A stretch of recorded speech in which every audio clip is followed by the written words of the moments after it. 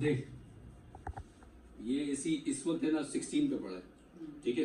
अब मुझे इसको कूल मोड पे रखना है, तो कूल मोड पे रखने के लिए तरीकेकार क्या होगा कि अपन इसको कूल पे लाएंगे, कूल पे क्लिक करेंगे, ठीक है। करीब लाओ, अब ये रिमोट देखो, अब देखो जो भी इस तरह यूं पर यूं मूव कर, हाँ बस यूं। अब एसी को कूल मोड पे चलाना है तो ये कूल वाला बटन आपने दबाना है स्क्रीन के सामने रख के, यानी रिमोट को आपने स्क्रीन के सामने रखना है, स्क्रीन के सामने रखना है, इसके बाद दबाना है कूल। अगर आप इसको इस तरफ करके कूल दबा दोगे तो वो सेंस नहीं करेगा, ठीक है। तो स्क्रीन के सामने रख के कूल दबाएगा तो जस्ट आपका एसी कूल पे चला जाएगा। इसमें हीट मोड और ये डिफरेंट सिस्टम बटन भी हैं, लेकिन आपके इस इन्वर्टर के अंदर हो सकता है ये कूल मोड होगा तो उसमें काम नहीं करेगा, तो सिर्फ कूल दबाएगा, कूलिंग शुरू हो जाएगा। अब चूंकि इसको ऑन ऑफ होना भी जरूरी है, तो रूम टेम्परेचर अगर 16 रख दिया तुमने तो 16 का मतलब ये 16 के टेम्परेचर पे बनने के बाद ये रुकेगा। लेकिन मुझे ये बता 16 का टेम्परेचर आपको पता है कितना होता है कि एक बंदा कंबल निकाल ले, 16 का टेम्परेचर बनता नहीं है, और यह आपका पूरा घर चारों तरफ से गर्म है, ठीक है।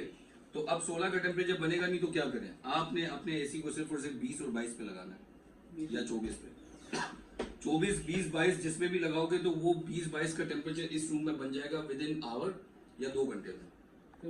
जैसे ही बनेगा कट ऑफ हो जाएगा ऊपर से आउटर, जैसे ही आउटर बंद हो जाएगा खुद ब खुद ये जब टेम्परेचर फिर टूटेगा फिर स्टार्ट लेगा, ठीक है। तो यहाँ पर एक तो कूल का बटन ये काम करता है, ड्राई का बटन टेम्परेचर अप डाउन, अगर 16 को मेरे को 20 करना है, देखो ये मैं ये वाला बटन दबाता हूँ, ये ऊपर से 20 और 22 हो जाता है, ठीक है।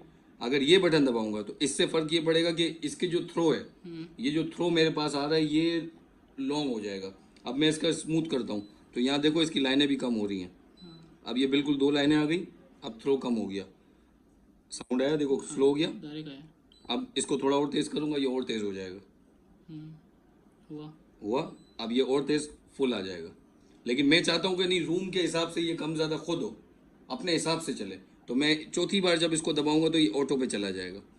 अब जब जब रूम को कूलिंग करने की ज़रूरत पड़ेगी ये तेज़ हो जाएगा, जब कूलिंग हो जाएगी तो सेंसर सेंस करेगा कि भाई कूलिंग है, ये अपने आप इस फैन को क्या करेगा, स्लो कर देगा, ठीक है।